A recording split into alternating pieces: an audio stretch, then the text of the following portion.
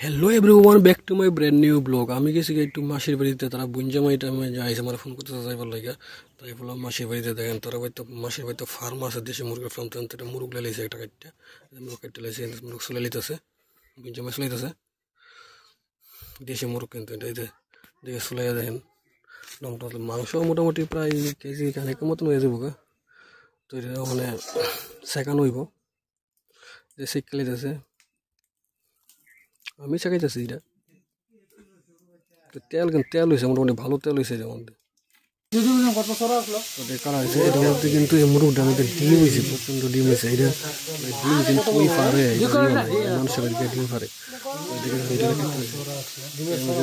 কতলা ডিম হয়েছে, ডিমের সোয়া ভর্তি।